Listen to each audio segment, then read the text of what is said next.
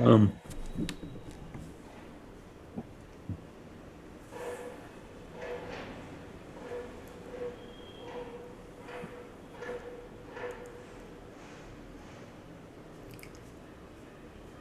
ॐ शन्नो मित्रः शं वरुणः शन्नो भवद्वर्यमा शन्न इन्द्रो बृहस्पतिः शन्नो विष्णुरुरुक्रमः नमो ब्रह्मणे नमस्ते वायो त्वमेव प्रत्यक्षं ब्रह्मासि त्वमेव प्रत्यक्षं ब्रह्म वदिष्यामि ऋतं वदिष्यामि सत्यं वदिष्यामि तन्मामवतु तद्वक्तारमवतु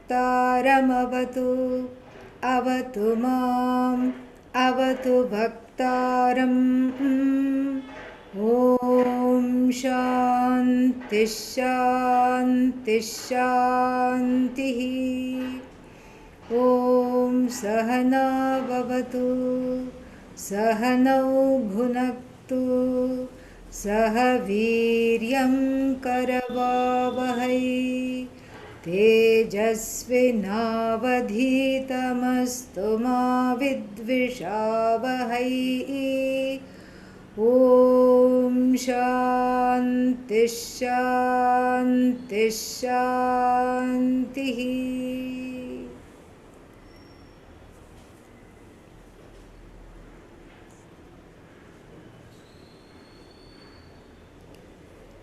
emboldened by our online experiment with the Chandogya Upanishad, we are now taking up the Bhashya for the second Valli. Valli means chapter of the Taittiriya Upanishad.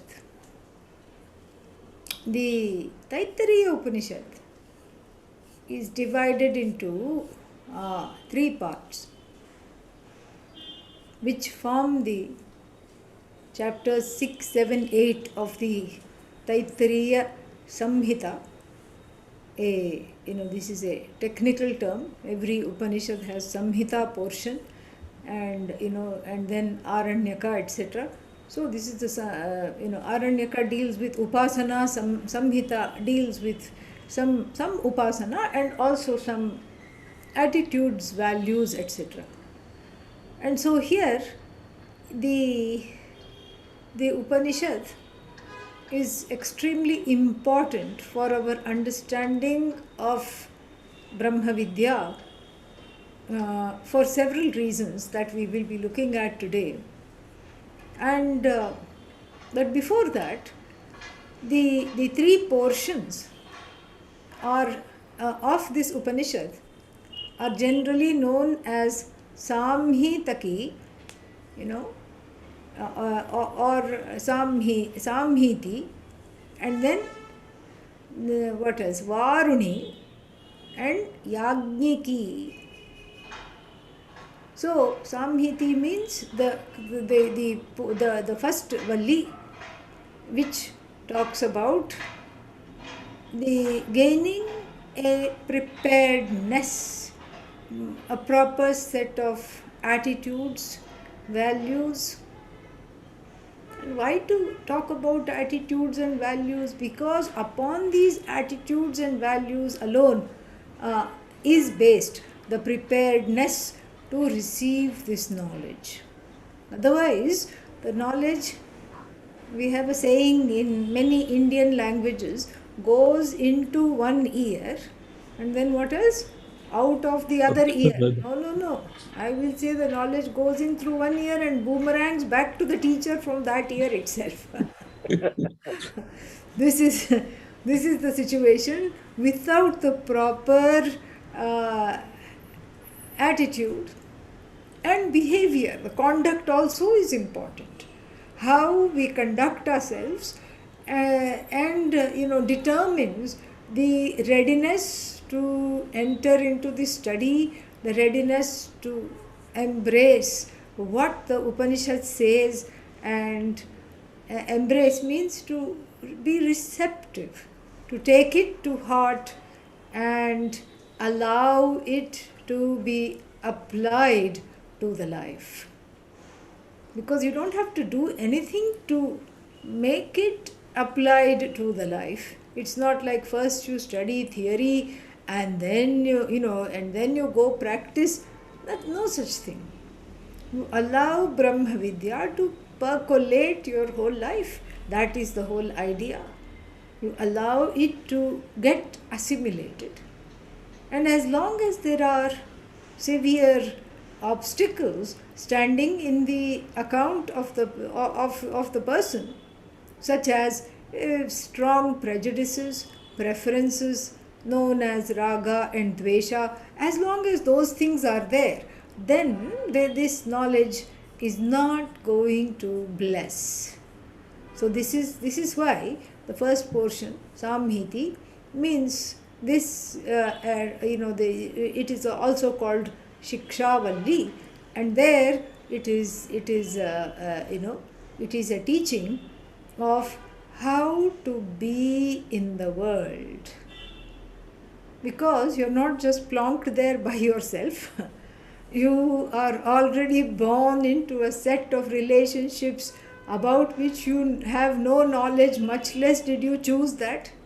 You did not choose your parents, you did not choose your siblings, and you did not choose the place where you were born.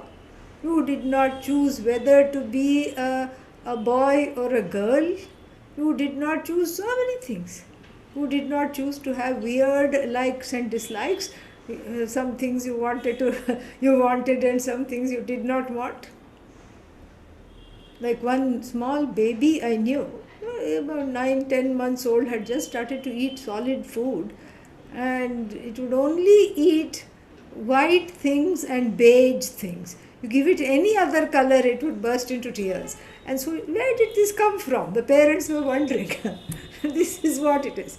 So these are all things that one is born with, in a way, without really having a say, without really having a choice. All these things are there. And so so one is born into a scheme of things, including one's own inner infrastructure, which is the result of karma, all right, but one doesn't remember being that way. One doesn't remember doing something to deserve that. One doesn't remember choosing something to have this particular consequence at all. And so therefore, this whole thing is that there is a lot of things that happens without any choice whatsoever. And so to go through life without really negotiating these relationships, primarily with oneself and then with other jivas next, and thirdly with what? With the jagat, with all the things in the jagat that confront one, and then finally with Ishvara, the cause of the universe, Brahman as the cause of the universe. Without really doing that, there is absolutely no hope of just even having a sane life, let alone Brahma Vidya. Forget Brahma Vidya, you can keep it in one corner right now. But even to have a life that is empirically relatively fulfilling and needing some yielding to some harmony in the everyday, some joy, some harmony, some peace. Without that, life becomes not even worth living. So the first Valli here, called Shikshavalli, schools one into various upasanas and into various various attitudes, values. Satyam vada, dharmanchara, all these things.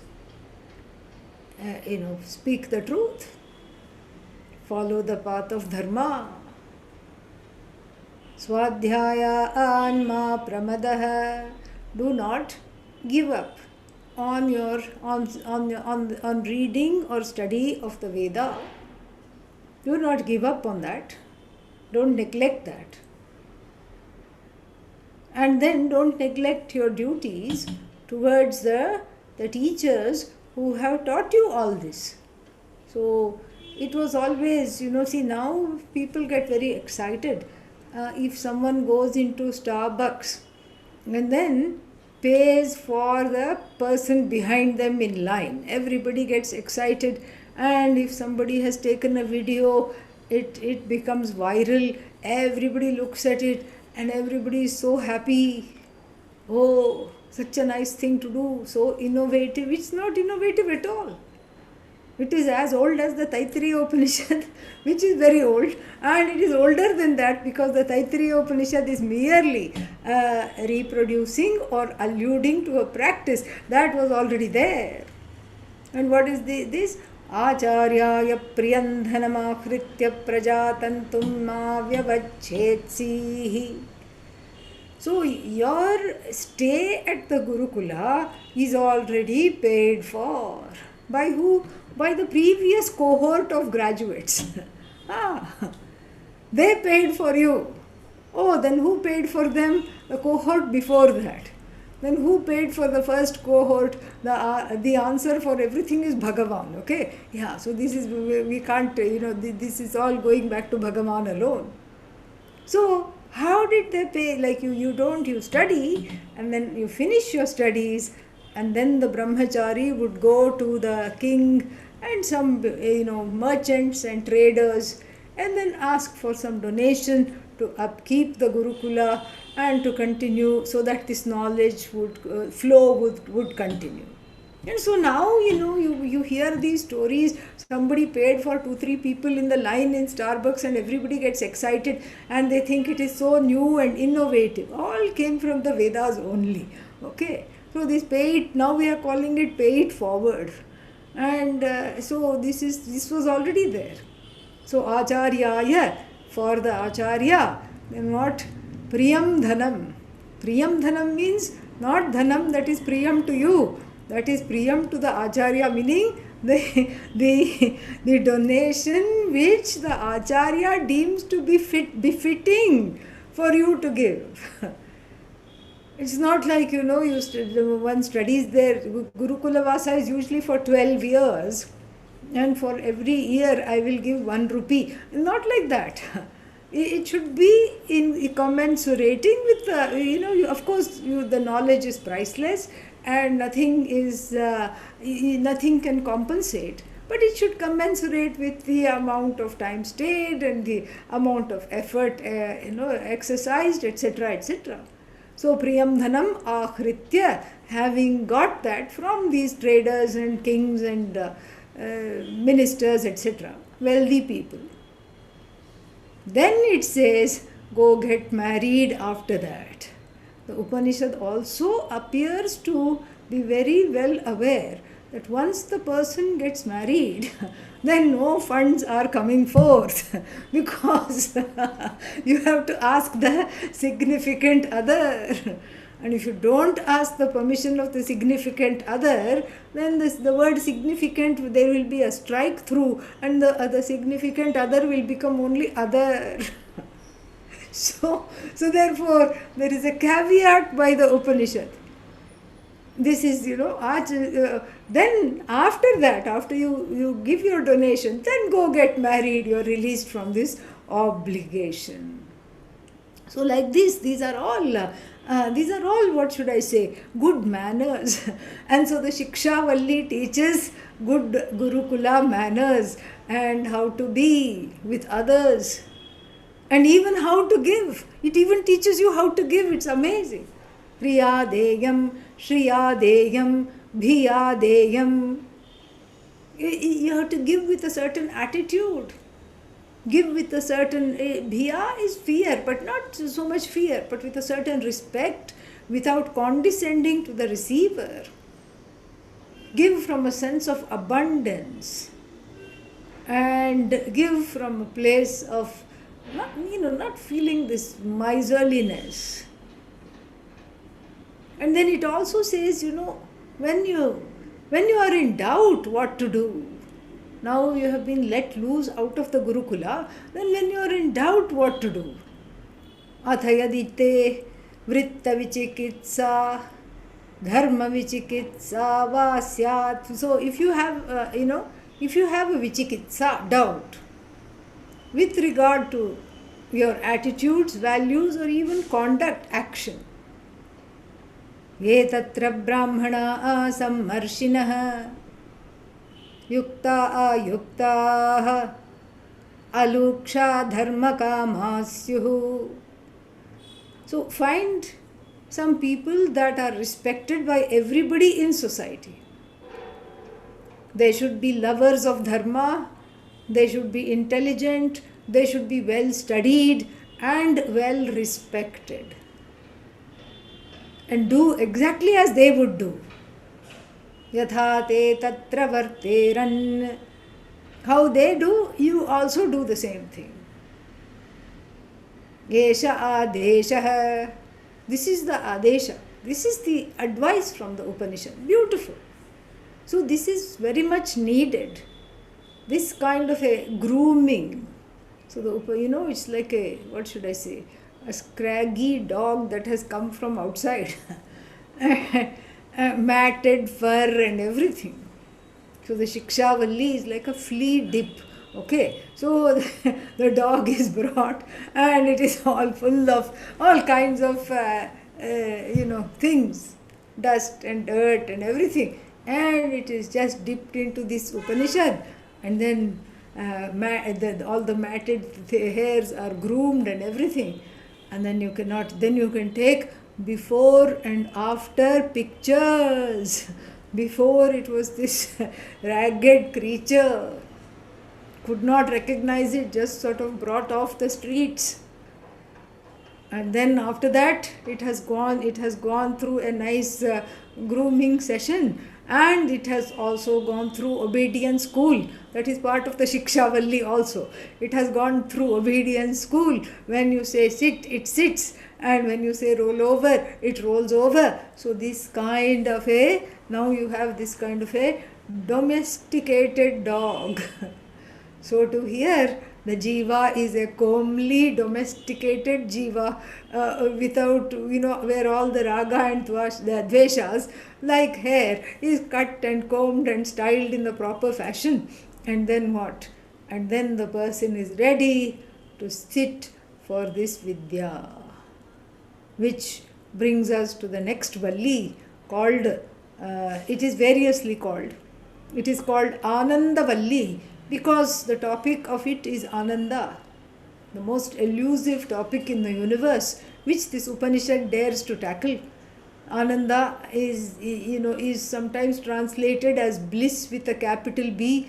I refuse to do that because already it is so obfuscating and one doesn't know how this Brahman quote unquote bliss is going to be different from ice cream bliss with a small b. All this, let us not go there. And so we'll just call it Ananda. You can say happiness. Actually, it is limitlessness, because that is what one wants. One wants to be happy, but not for 5 minutes. One wants to be happy for how long? Forever. One wants to be happy forever. And so therefore this is what is called Anandavalli. And then it is also sometimes called Brahmavalli, because the subject matter of this is Brahman. So it is called Brahmavalli and then Anandavalli. And then along, as the tradition moved on, somebody got the bright idea, why not say Brahmanandavalli? Why just choose whether it is Brahmavalli or it is Anandavalli? Let us all get along and call it Brahmanandavalli. And that is how it has come to be known, Brahmanandavalli. The Anand, and again, we cannot translate it as a Shashti Tatpurusha. We cannot say this is some kind of a sixth case compound, like Brahmanaha Ananda. It is not the Ananda that belongs to Brahman or Brahman's Ananda apostrophe S. This is what is called, it is the Ananda which is Brahman. And so, even if we say, Brahmanaha Anandaha, if we say that, it is merely the Shashti usage, the usage of the sixth case is Aupachariki. Upacharartha means it is just for the sake of it. Namesake Shashti. What do you mean by namesake Shashti? Like even when you say, for example, Rahoho Shiraha, Rahu's head. What is Rahu? Rahu, if you say, who is Rahu? Rahu is a kind of a shadow planet.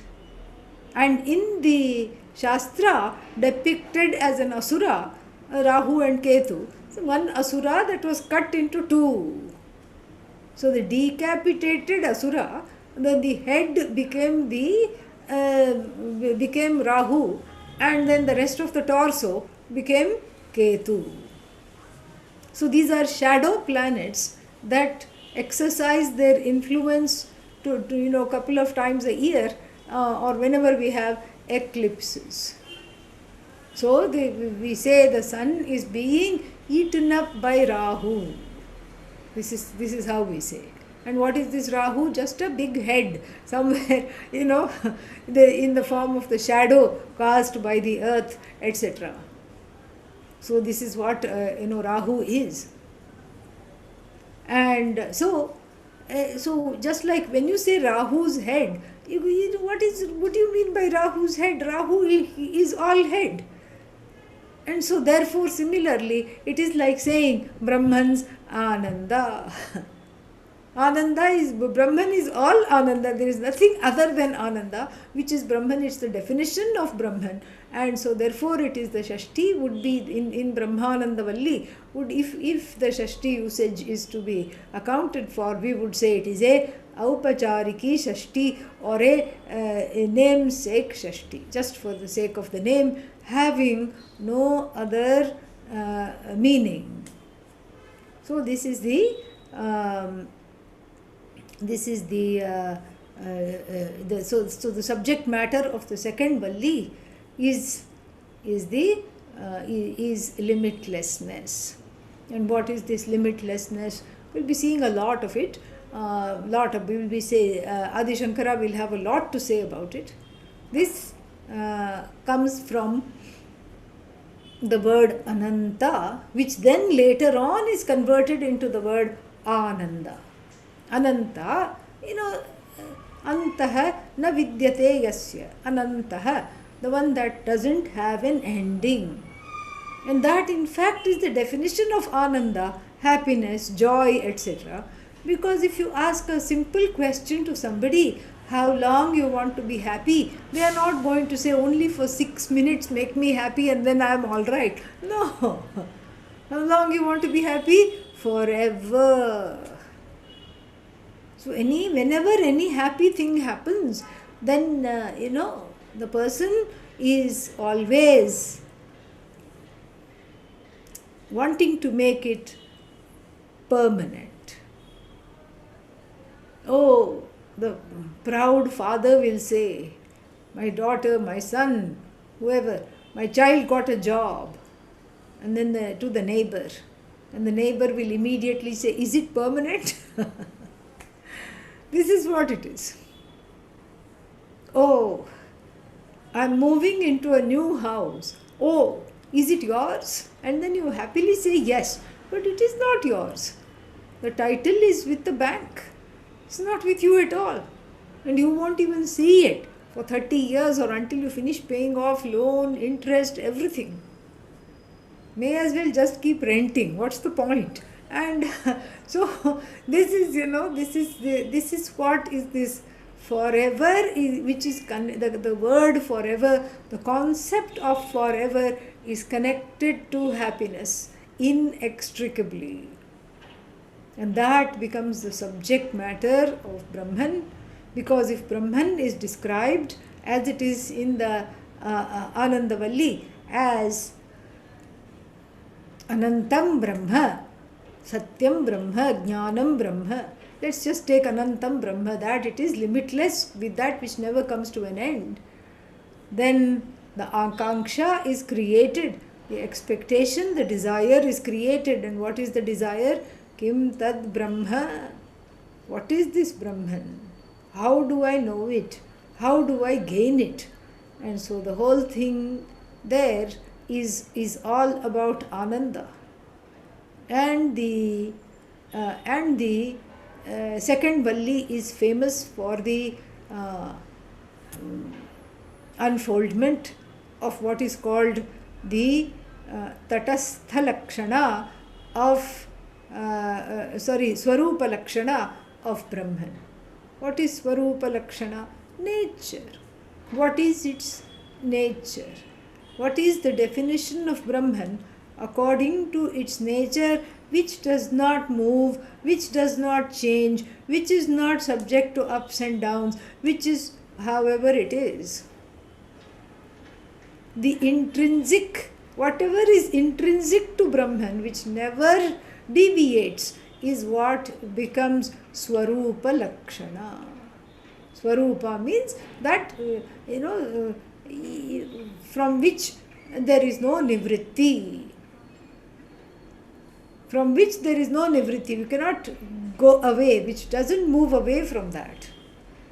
And so that is, the second Valli is famous for the Swarupa Lakshana of Brahman. What is this Brahman? What is Satyam? What is Jnanam? What is Anantam? And then above all, what does it have to do with me? Let Brahman be Satyam, Jnanam, Anantam. Let it be rich, let it be famous. And what is it got to do with me? Well, it turns out it has everything to do with you, because that you, which you think you are actually Brahman. This all is talked about in a way that is extremely palpable and relatable. Very, very relatable. Because it talks about Ananda from the standpoint of comparative, and what is the other one? Superlative degrees. That is what is called Ananda Taratamya. Ananda Taratamya. Meaning the Ananda in various degrees is analyzed completely.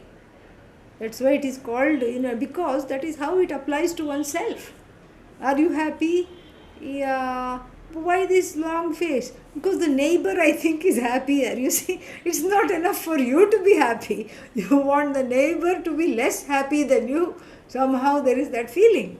And so all this is discussed by the Upanishad.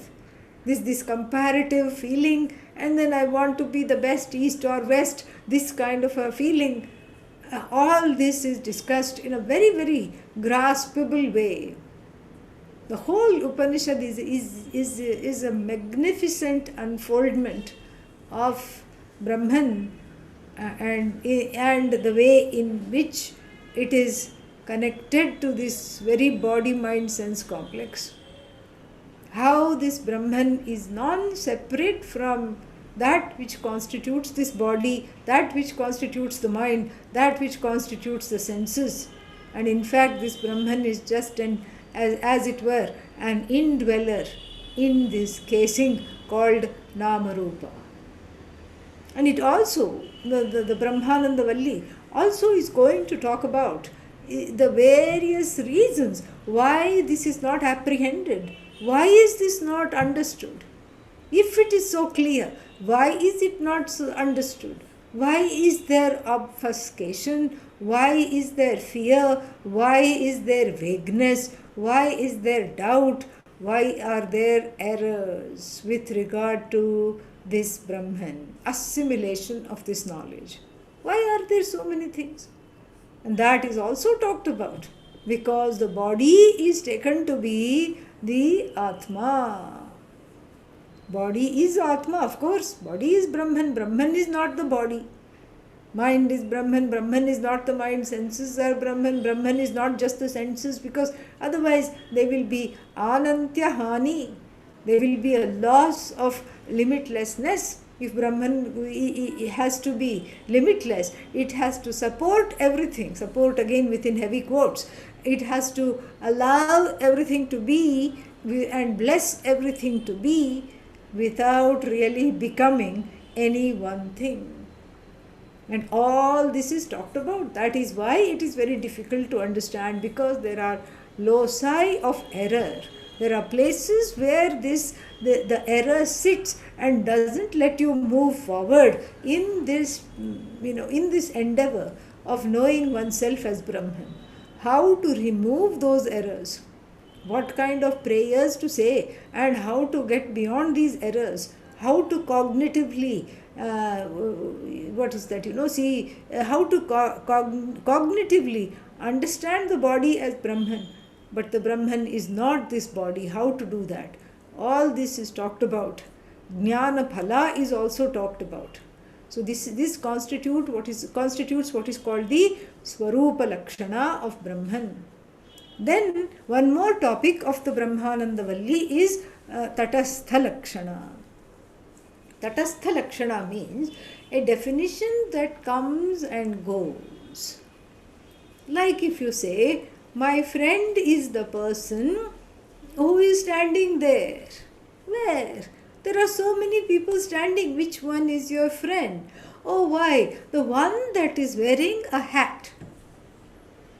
The one that is wearing a hat, he is my friend or she is my friend, if you say. The hatted person is the friend.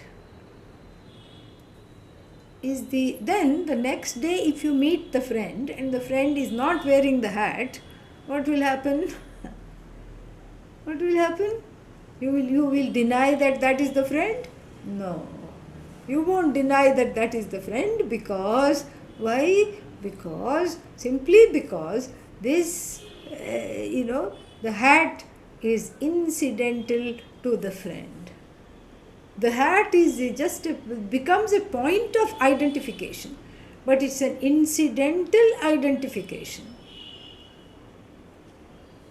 as opposed to another identification like, my friend unfortunately has only one eye.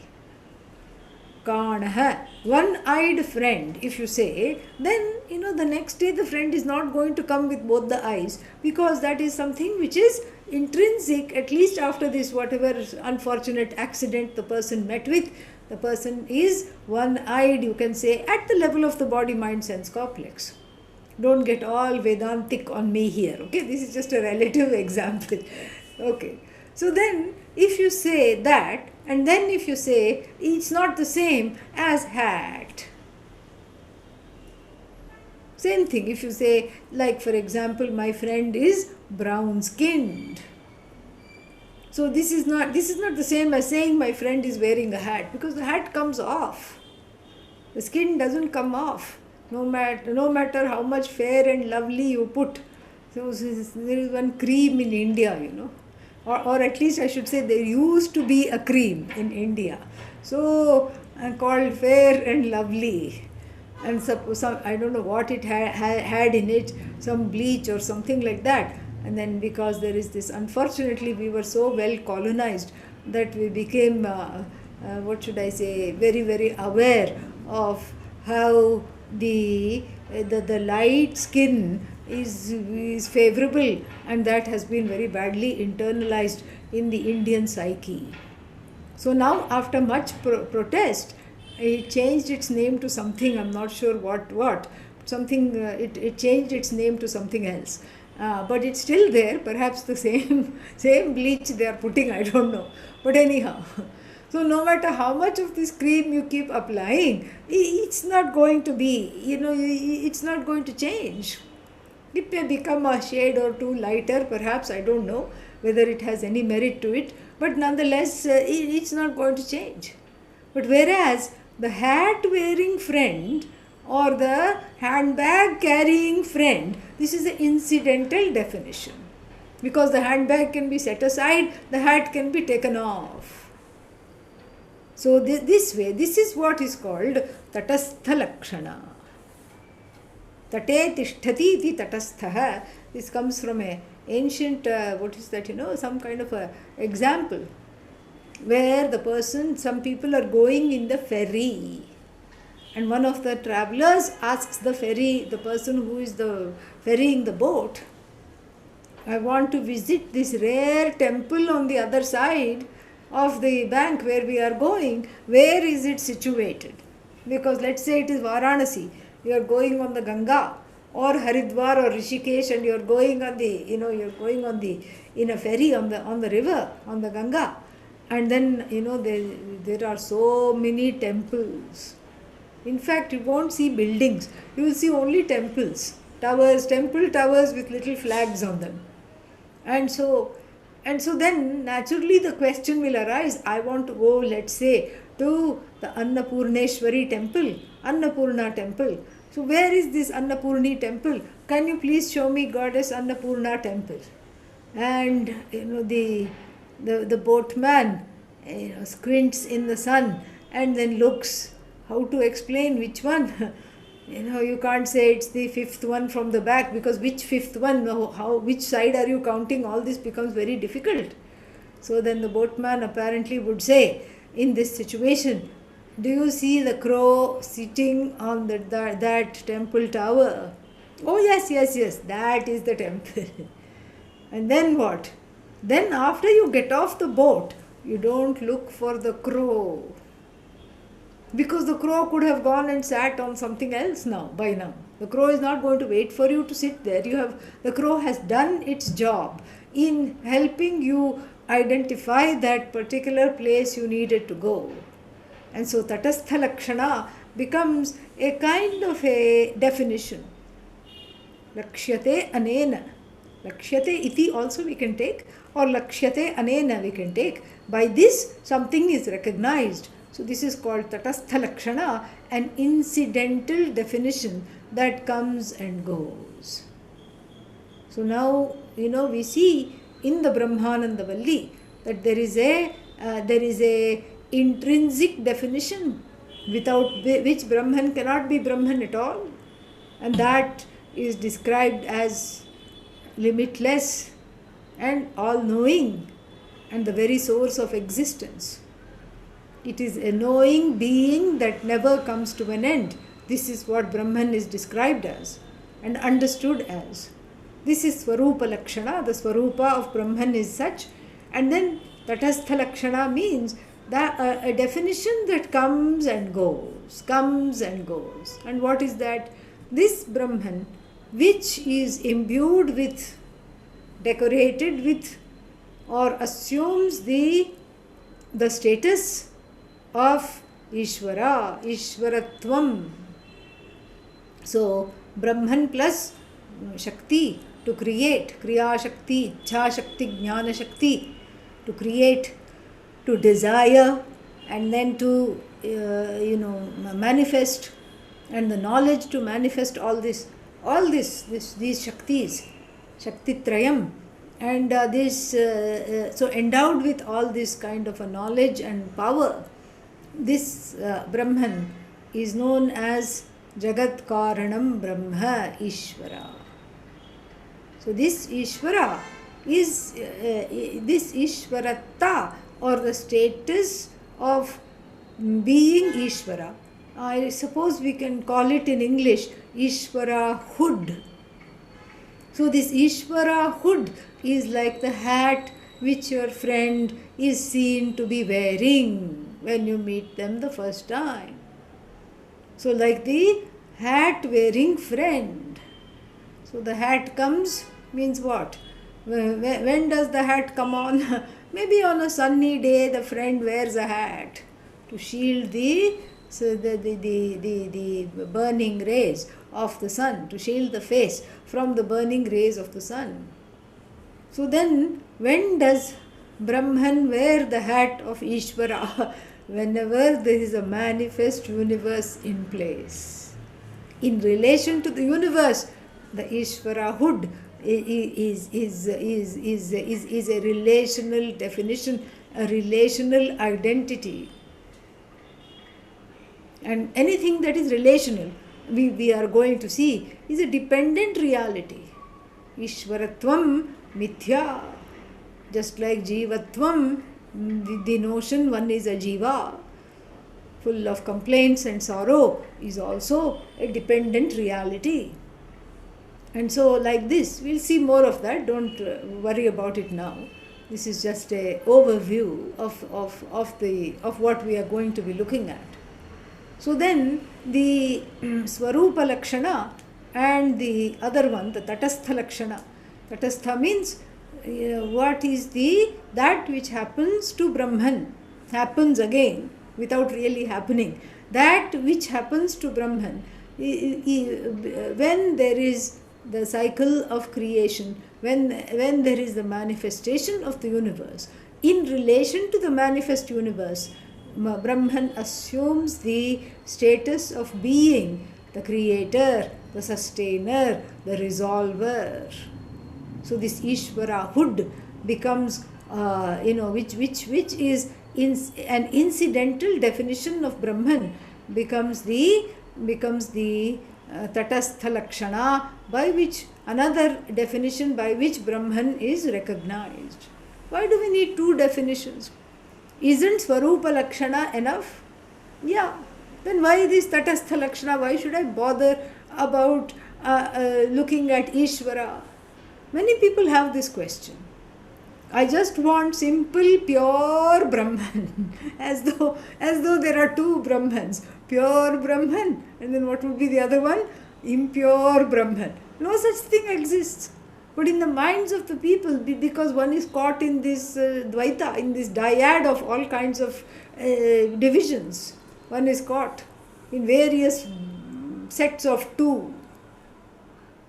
All two, this Dvitvam is there. And so therefore what? So the person says, I want only Brahman. I don't want Ishvara.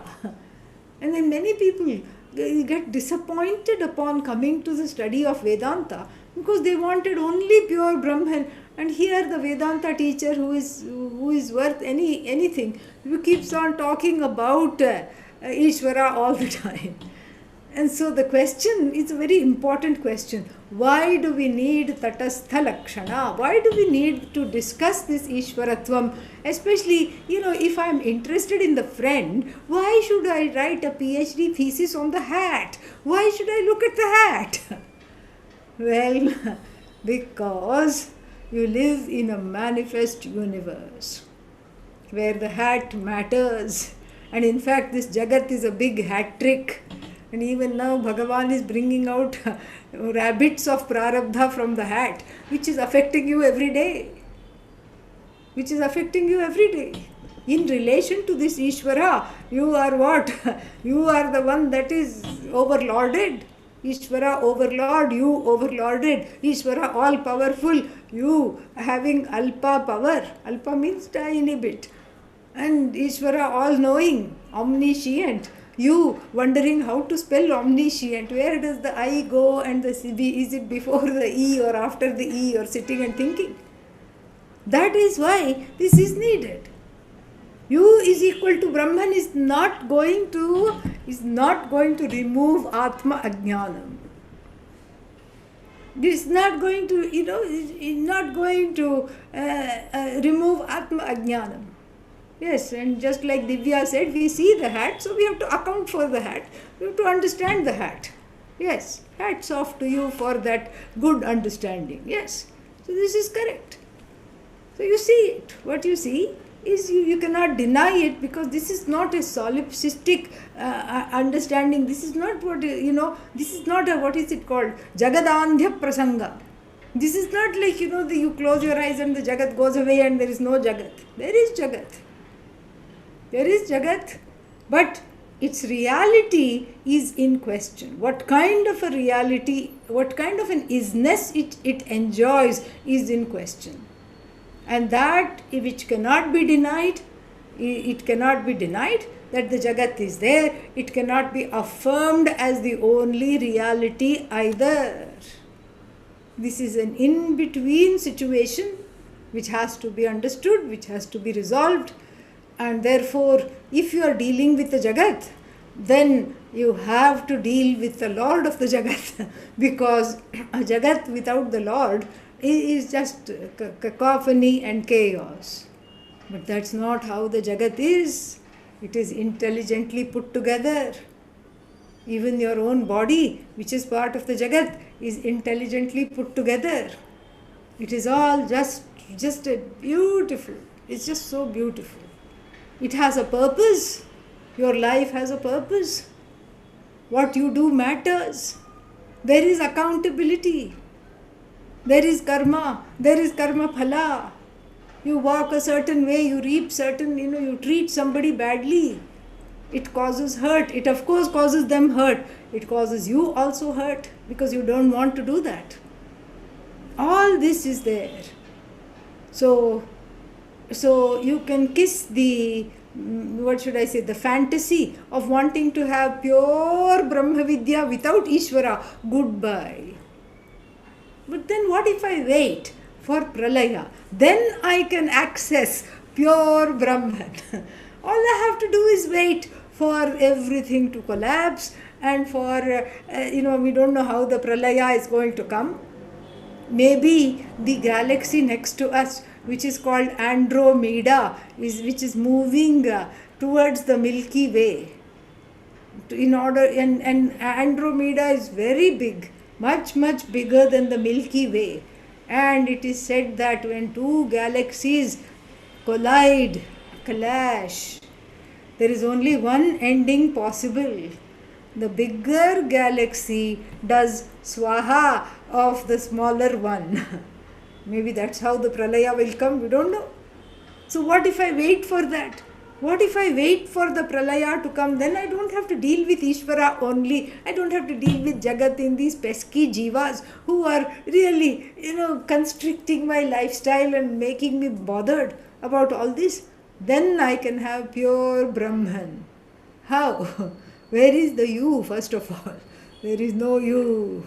And how are you going to get the knowledge? No Acharya. Why? Pralaya. Pralaya means dissolution.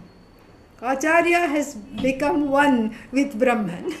And then what? There is no Shishya, there is no Acharya, there is not even a place to sit because place has been swallowed up, time has been swallowed up. There is no time. You cannot say, oh, I'm going to do a 3-year course. What 3-year course? Where is the year? There's not even a day possible. Sun is swallowed up, moon is swallowed up, the concept of space gone, the concept of time gone. How are you going to gain this knowledge? All you can do is just keep all the desires, including the desire to study, latent, and then hope to be incarnated again. That's all. So therefore, because of the fact that you need this, you need the student hat. you need to find a teacher. You need this knowledge right here and right now, because in Pralaya there is no problem. And if there is no problem, there is no need for a solution. That's why, in Pralaya nobody studies Vedanta, because where is the book? There is no book, there is no guru, there is no Shishya, there is no Bhagavan, there is no creation, there is no manifestation, nothing. There is no problem which is not requiring any solution. That's why the Veda, along with Vedanta, emerges with every cycle of creation. With every cycle of creation, it emerges. Why? Because every cycle of creation is fraught with fear and sorrow. If this knowledge is not internalized and understood. So then where the problem is, that is where we have to seek the solution. And when is the problem? Now. The problem is not later on in Pralaya or before in Pralaya. No. Problem is now. And for every problem which is now, the solution is also needing to be now. Like if suppose somebody is hungry, and then you say what? You say, okay, in heaven there is lots of food. The Vedas describe. They will be so angry, they will send you to heaven. Okay? This is what will happen. So they, same thing. For the thirsty person, if you say, well, there is this so much Soma wine in heaven, you can clink your glasses with Indra and other devatas and enjoy. That's not going to work. So this is because the desire to be free of sorrow, the moktum ichha, this This is not a cultivated desire. There is a difference. A cultivated desire, a human-made desire, is different from an uncultivated desire. Hunger, uncultivated. And then the solution is there. The baby about to be born doesn't worry, doesn't say, I'm not going to be born. Why? Because I don't know how I'll get the food outside. I'm just going to stay in my mummy's tummy. It's not going to say that. When it's ready, it comes out. I don't know how I'll breathe. Should I carry an oxygen tank? It doesn't think that. It just comes. It just comes out. Food is available. Air is available. All it has to do is open its mouth and then it breathes. With a little help from the doctor. Sometimes the doctor, the pediatrician, whoever it is has to give it a little slap, the gynecologist, and then it just has to open its mouth, it will breathe. Some suction is done so that all the fluids are, taken out. It breathes. And then, human babies are high maintenance, but you look at the animal babies in the wild. They don't require a GPS to find the mother's breast. They don't need that. Oh, okay, turn left here and then go a few yards this way. No need. It's just there. Every uncultivated desire has a solution in the here and now. So too this desire to be free of sorrow. So too this desire to be free of pain, fear, strife, conflict, disharmony, and all the things, anartha, vrataha.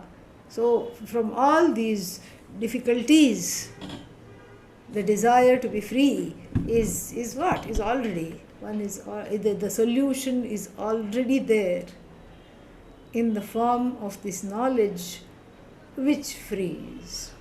Which frees. How? How does it free? It doesn't give you anything new.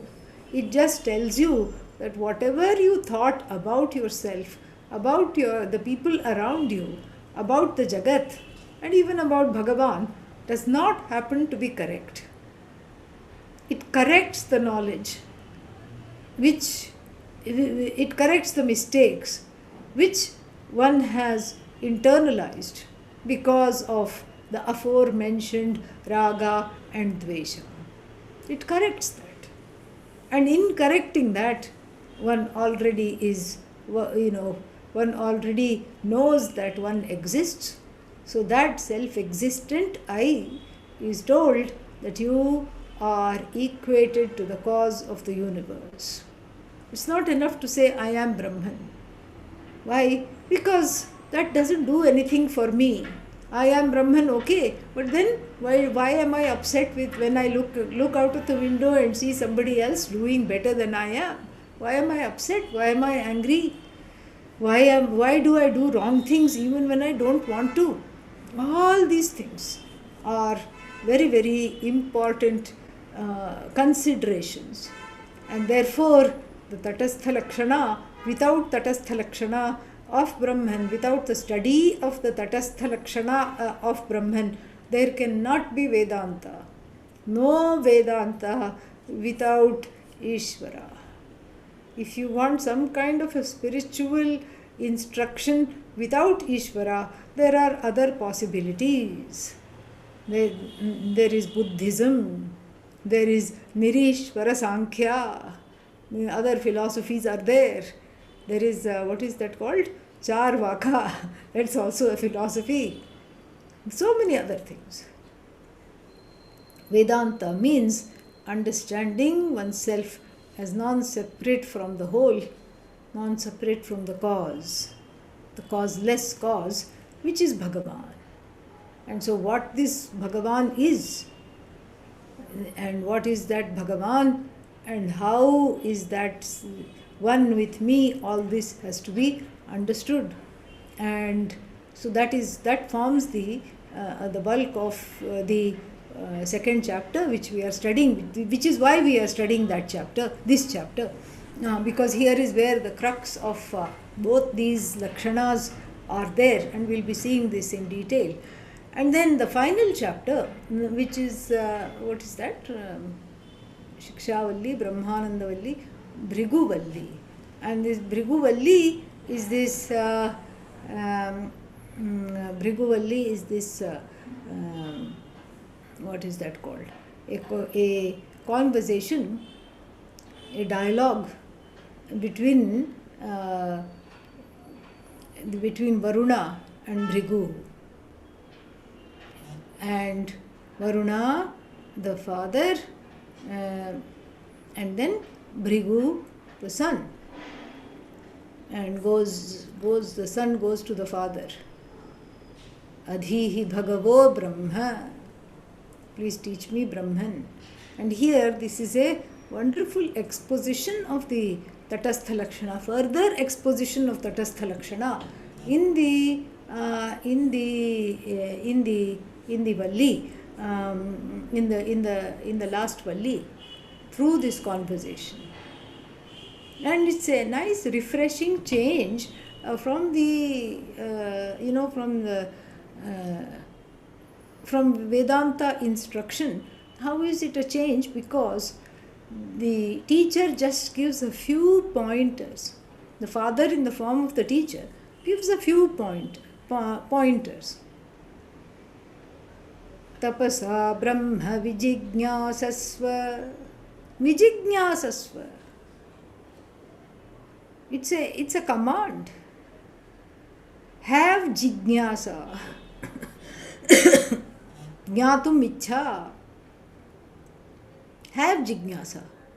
Have the desire to know, upon which everything, this whole knowledge is hanging on your jignyasa, on your desire to know. If you don't have the desire to know, then this knowledge will not take place. And how to have this desire to know? By contemplating. Contemplation and the desire to know go together. Contemplation can also mean self-enquiry. It can also mean nididhyasana. Nididhyasana, contemplation on things that have already been taught, things that have already been understood. Very, very beautiful. Beautiful chapter. And that again also has some ways to grow. How to look at things in life, how to respect the things in the universe. All this very beautiful.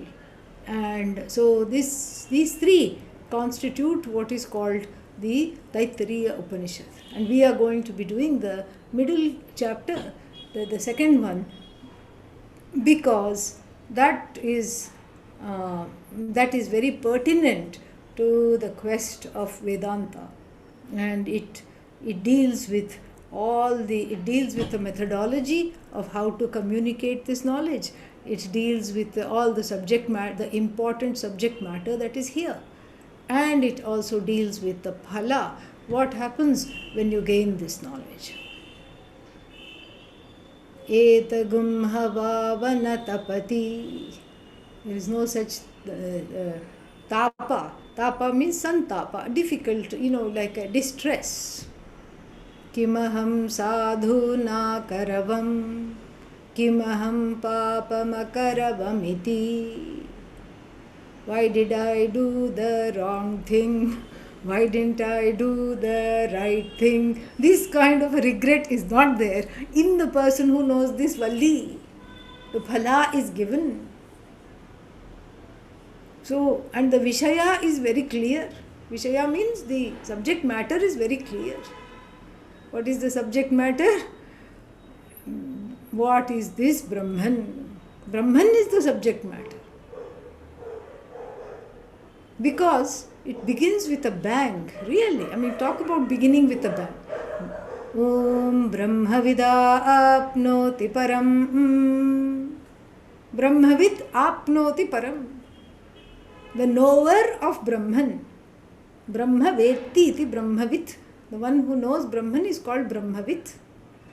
In Sanskrit we can do all kinds of these clever things to show, make it into an agent noun. Like, for example, you can also use Janati iti jnaha. You can shorten it to jnaha.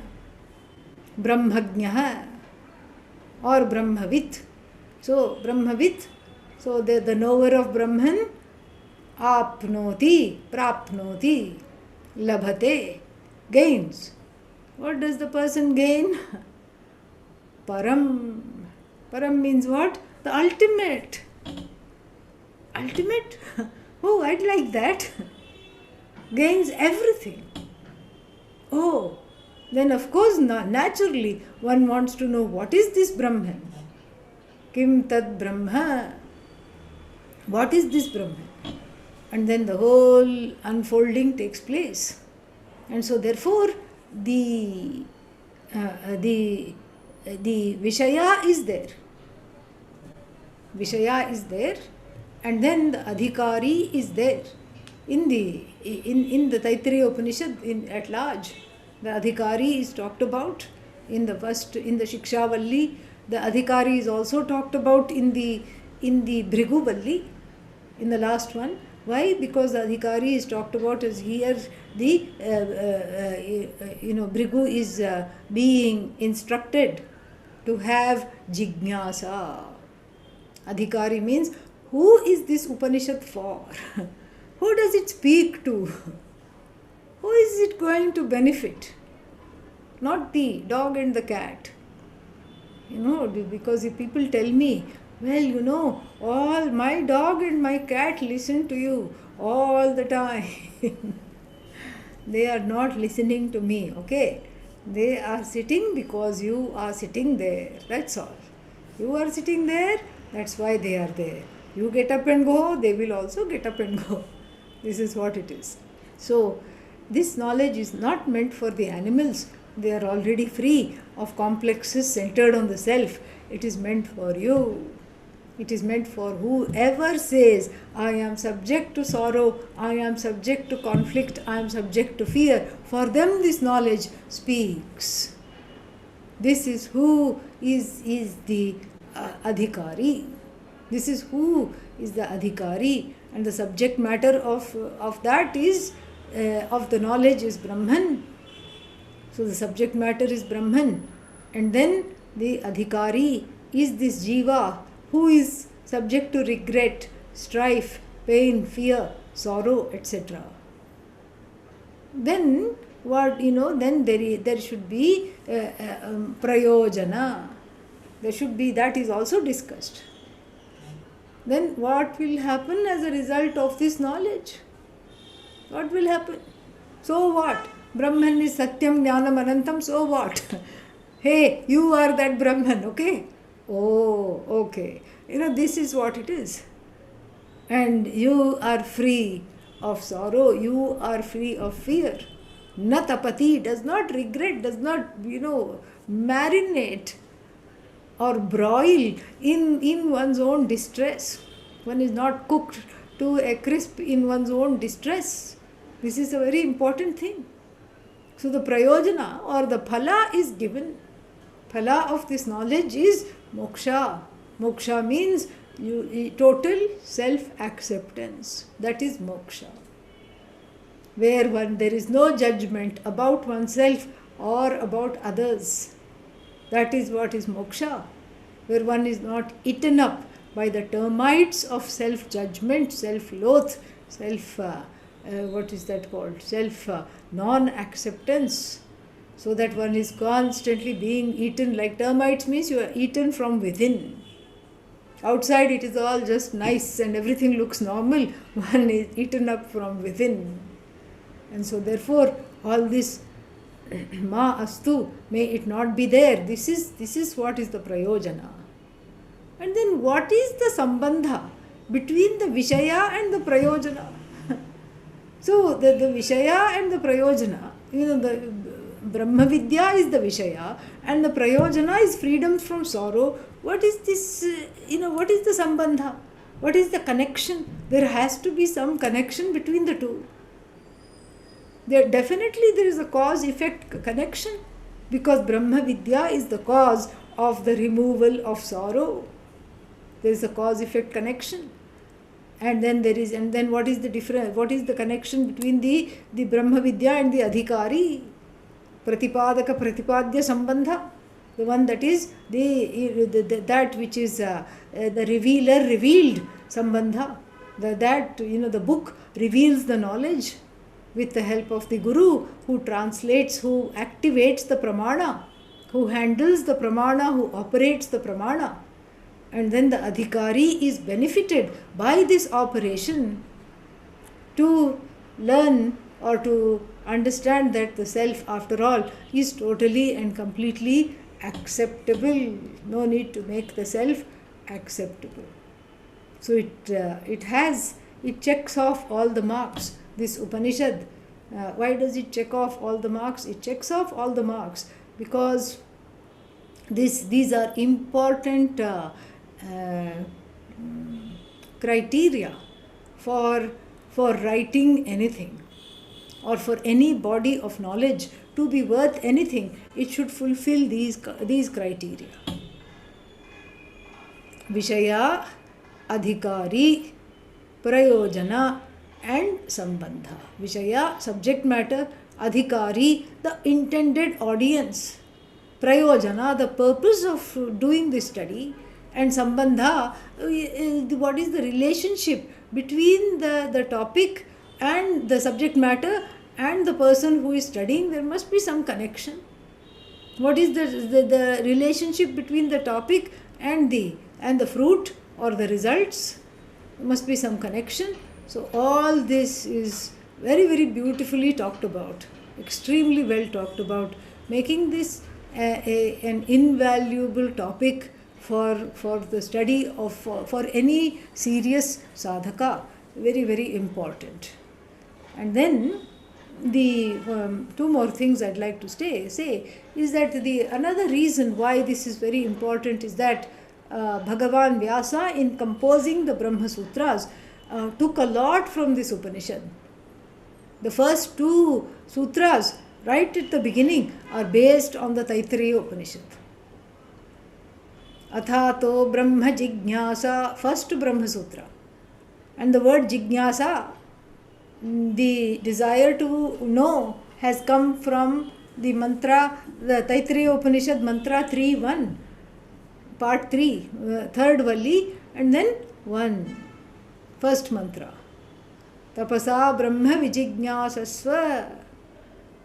This Vijignasasva here, he has taken it verbatim and then put it as, so it is so important, because without Jignasa, there is no Brahma Vidya at all.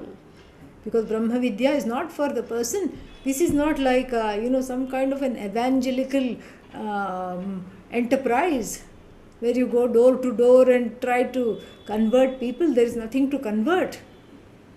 Here is where the people have to come on their own. People have to come on their own. It's not that you go and try to convince them to study. So that is why the jignasa is central to any kind of absorption of this knowledge. The extent to which the jignasa is there is the extent to which there is receptivity, and the extent to which the prayojana is manifest. The results are manifest.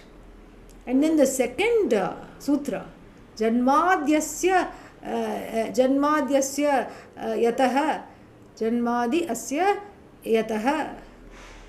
So this second sutra is also from the Bhriguvalli of the Taittiriya Upanishad. Janmadi means yato va imani bhutani jayante ye na jatani jivanti yat prayanti abhisamvishanti iti tad vijignasasva tad brahma iti. So this is that line from which all beings emerge, by which all beings are sustained, unto which all beings go back at the end of their life cycle. That is Brahman. And understand that, look into that, inquire into that, desire to know that. And so that, that Ishvara, the second sutra is about that Ishvara, which is the topic of Vedanta Shastra, that is also there, lifted verbatim from the Bhrigu, from the Taittiriya Upanishad. So very, very important Upanishad. And then of course Adi Shankara has written a Bhashya, very beautiful Bhashya, wonderful. And then we will start with that tomorrow. Today we can close. Adi Shankara also composed 3 short couplets to begin his Bhashya. Very, very nice couplets. So we can just repeat that today, and we'll look into that tomorrow, and then get into the Shanti Mantra and the text tomorrow. Okay? Yeah. First one. Yasmajjatam jagat sarvam yasminneva praliyate yenedam dharyate chaiva tasmai jnanatmane namaha. We'll see the meanings of these tomorrow, but for now, very beautiful. This is including Tatastha Lakshana, Swarupa Lakshana, everything, the first one. The first one is an ode to Brahman, a couplet to Brahman. Then he, in the second verse, he composes. In the second mantra, we see a lauding, a stuti of the Gurus, because of which he gained this knowledge, because of which he not only gained the knowledge, but because of which he is able to share it with us. Yairi me gurubhif purvam padavakya pramanatah vyakhyata sarva vedantaha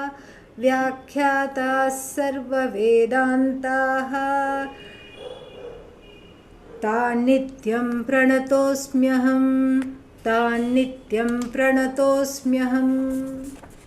because of whose grace and whose teachings I have been able to understand this. This is the second verse. And the third verse is a stuti of the Taittiriya itself, and what he hopes this Bhashya will do for everybody who is studying this. Taittiriya kasarasya mayacharya prasadatah vispashtartharuchinam hi vyakheyam sampraniyate.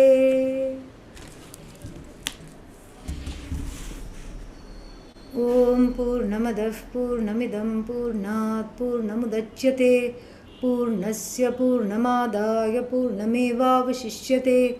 Om Shanti Shanti Shantihi. Harihi Om Shri Gurubhyo Namaha. Harihi Om.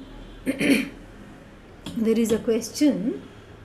Where can we find these couplets? We can look it up in Google and all, it will be there. And please do me the favor of typing it up and sharing it tomorrow. Yeah. And speaking of sharing, do the people have the text? Who has the text? Yeah. Can you please put it in the chat pod for me, so that everybody can download it? Please put it in the chat pod. So this you can do download. So here is this. If you click on chat at the bottom of your screen, then it will open up this, and then you will see this Taittiriya Upanishad Brahmanandavalli 9.23 MB, and then it has 3 parts, just like the Taittiriya Upanishad. So the first part is just a simple translation transliteration and translation. So you know what you're getting into. You can always look at the mantra and the meaning. And the second part is the Bhashya study in Sanskritam. And the third part is for the people who do not understand Devanagari for the people who do not understand Devanagari, it is the transliterated Bhashya in the in English language, Roman transliteration, along with a translation of the Bhashya itself. So that is there in the translation of the Bhashya is also useful. Sometimes it is not quite accurate, but for the most part it is quite useful. Yeah. So what are the couplets titled? It's part of Adi Shankara's Bhashya for the first Valli. So if you open this, if you just Google Adi Shankara Bhashya for Shikshavalli, you will find these couplets. Somebody do me a favor of typing them up and putting them in a PDF form to be shared with everyone tomorrow. That will be a great seva. Okay? Yeah. I'll do that, Swami. Any other questions?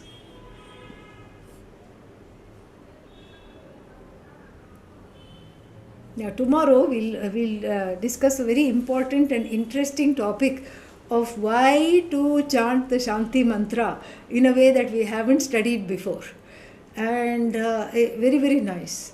And to which we'll take a little trip down the Brahmanandavalli Upanishad, because it has some very interesting reasoning there. Why to chant Shanti mantra? Very, very nice. So we'll do that tomorrow. Okay? All the best. Om Tat Sat. Take care. Thank you. Thank you very much. Swami.